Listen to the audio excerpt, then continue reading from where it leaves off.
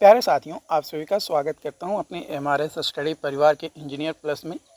तो डियर, जैसा कि आपको पता है कि हम जो है यहाँ पे इफ़ेक्टिव टेक्निकल कम्युनिकेशंस, जो कि ह्यूमैनिटीज़ सब्जेक्ट के नाम से भी जाना जाता है, जो कि बीटेक थर्ड सेमेस्टर के लिए एक इम्पॉर्टेंट सब्जेक्ट के तौर पे यहाँ पे जो है आपका है। तो इसमें अब हम लोग जो है मॉड्यूल 1 में आगे डिस्कस करेंगे ऑर्गेनाइजेशनल स्ट्रक्चर। ऑर्गेनाइजेशनल स्ट्रक्चर्स क्या होता है? तो ये एक तरीके का सिस्टम होता है जिसमें हम लोग ये बताते हैं कि how certain activity are directed in order to achieve the goal of organisation. मतलब ये डिस्क्राइब करते हैं या ये बताते हैं या बताते हैं जनरली कि कोई भी ऑर्गेनाइजेशन में जो गोल, जो उद्देश्य या जो लक्ष्य रखा गया है, उसे कैसे अचीव किया जा सके। इस चीज़ को जो बताता है ना, जो सिस्टम, उसको जो है क्या कहते हैं, ऑर्गेनाइजेशनल स्ट्रक्चर कहते हैं। इसमें कई सारे एक्टिविटीज़ आपके होते हैं, जैसे रूल्स हो गया, रोल्स हो गया, रिस्पॉन्सिबिलिटीज़ हो गया। मान लो कि कोई आप कॉलेज खोले, है ना, या आपके पिताजी ही मान लो कि कोई दुकान खोले। अब दुकान खोल लेने से दुकान थोड़े चल जाएगा, नहीं ना। दुकान खुलेगा तो उसका कुछ रूल्स होगा कि भाई सुबह में जो भी आएगा उसको पैसा देना ही है फर्स्ट टाइम, है ना। शाम को दुकान बंद करते समय जो भी जाएगा, लास्ट जो ग्राहक होगा वो भी पैसा देकर जाएगा। बीच में उधारी वगैरह चल सकता है। उसके बाद रोल, आप काम करोगे तो आपका रोल अलग होगा, आपके पिताजी काम करेंगे उसमें तो उनका रोल अलग होगा, या हो सकता है कि किसी नौकर को आप रखो, है ना, तो उसका रोल अलग होगा। क्या? अब रिस्पॉन्सिबिलिटीज़, भाई अगर आप मालिक हो तो आपको रिस्पॉन्सिबिलिटीज़ है होना चाहिए कि जो भी प्रोडक्ट्स लाएं दुकान में अपने, वो अच्छे से रहे, है ना, उसका एक्सपायरी डेट ख़त्म ना हो रहे। इस तरीके की चीज़ें आपको जो है ध्यान देनी है। तो इसी तरीके की चीज़ें हर ऑर्गेनाइजेशन में, चाहे वो आपका इंस्टीट्यूट लेवल पे हो, आपका घर लेवल पे हो, मतलब जिस भी लेवल पे हो, हर जगह आपका और एक ऑर्गेनाइजेशंस होता ही है। मतलब एक सिस्टम होता है जिसके अंतर्गत हम लोगों का रूल्स, रोल्स और रिस्पॉन्सिबिलिटीज़ निर्धारित की जाती है, और इन्हीं रूल्स और रिस्पॉन्सिबिलिटीज़ के बेसिस पे सारी जो कामें होती है वो आपका किया जाता है। जो ऑर्गेनाइजेशनल स्ट्रक्चर्स होता है, ये हमें ये भी इंफॉर्मेशन देता है कि कैसे कोई भी इंफॉर्मेशन जो है फ्लो हो रहा है, मतलब एक कंपनी पे, है ना, हॉरिजॉन्टल लेवल पे फ्लो हो रहा है या वर्टिकल लेवल आपका कंपनी में इंफॉर्मेशन फ्लो हो रहा है। अब ये इंफॉर्मेशन फ्लो का मतलब क्या? जैसे आप कोई कंपनी में मान लो कि अभी बीटेक, अभी तो आप थर्ड सेमेस्टर में हो, डिप्लोमा, कई सारे लोग डिप्लोमा करके आते हैं, कई सारे लोग ट्वेल्थ करके आते हैं। जो लोग डिप्लोमा करके आए, मान लो कि वो 1-2 साल कोई कंपनी में काम किया हो, है ना, अगर काम किया हो तो वो इस चीज़ को अच्छे तरीके से समझ पाएगा। मान लो कंपनी में आप काम करने गए तो कुछ कंपनियां वैसी होती हैं जिसमें इस तरीके का रूल्स होता है कि आप सिर्फ अगर कंप्लेन करना है तो आप अपने सीनियर को ही कंप्लेन कर सकते हैं। आप एकदम हायर अथॉरिटीज़ को कंप्लेन नहीं कर सकते हैं, है ना।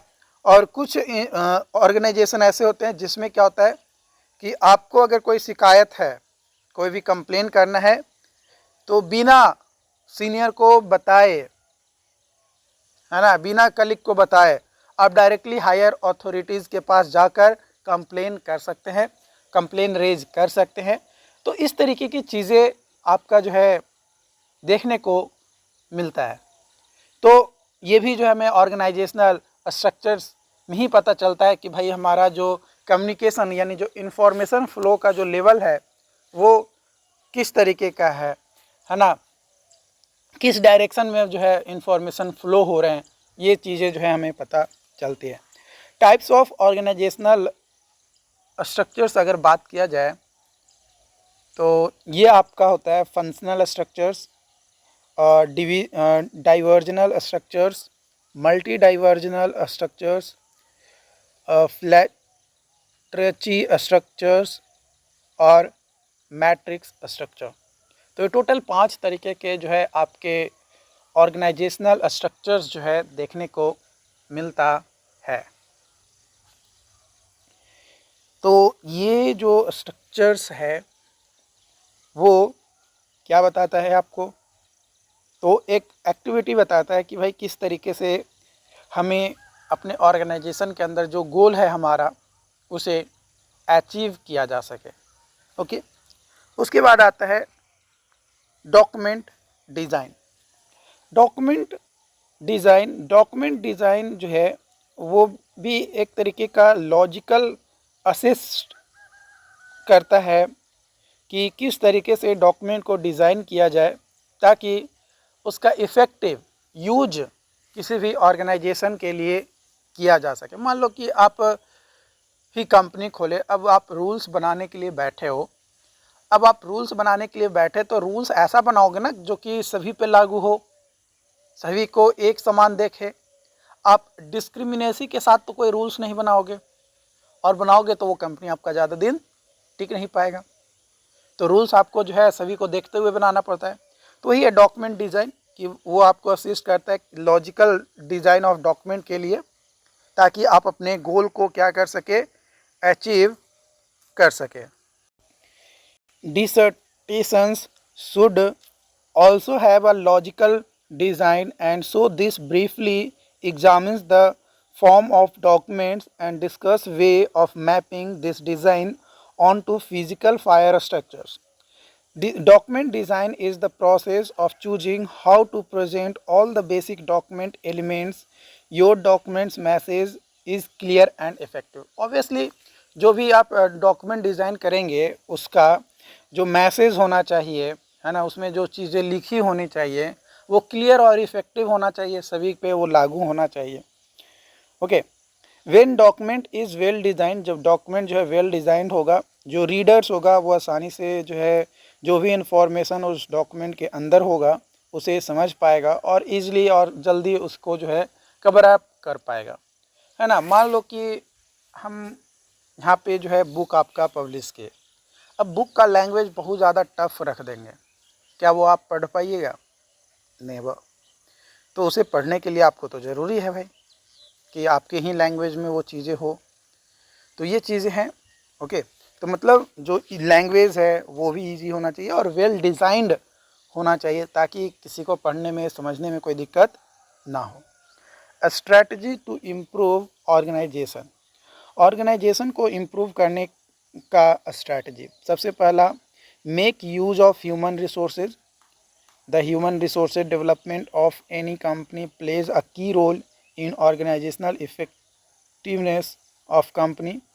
Focus on education and growth, keep the customers in mind, work on quality service और प्रोडक्ट्स, यूज टेक्नोलॉजी, जो भी एडवांस टेक्नोलॉजी आपका इंट्रोड्यूस हो रहा है उसको क्या करेंगे, तो लागू करेंगे। मान लो कि आप टेक्नोलॉजी बहुत ज़्यादा एडवांस हो गया है, आप अभी भी वो पुराने ज़माने वाला ही काम कर रहे हैं, तो ऐसा नहीं ना चलेगा। आपको टेक्नोलॉजी को अडॉप्ट करना पड़ेगा, अपने आप को चेंज करना पड़ेगा टाइम के साथ।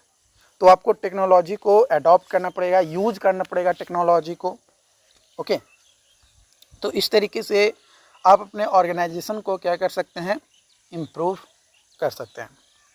इंफॉर्मेशन डिज़ाइन, इंफॉर्मेशन डिज़ाइन ये एक तरीके का प्रैक्टिस है जिसमें हम लोग इंफॉर्मेशन को प्रेजेंट करते हैं इस तरीके से ताकि वो ईजिली अंडरस्टूड हो यूज़र के द्वारा और आसानी से यूज़र को वो इंफॉर्मेशन जो है मिल सके। तो वो कहलाता है, वो जो प्रैक्टिस होती है या वो जो तरीक़ाएँ होती है उसी को जो है इंफॉर्मेशन डिज़ाइन कहते हैं। इंफॉर्मेशन डिज़ाइन जो है वो टारगेटेड होता है to a specific audience in a specific situation to meet defined objectives, है ना। एक डिफिनिट ऑब्जेक्टिव या डिफाइंड जो ऑब्जेक्टिव्स होता है उसके साथ जो इंफॉर्मेशन डिज़ाइन होता है has come to be associated closely with graphic design and display of information for effectiveness.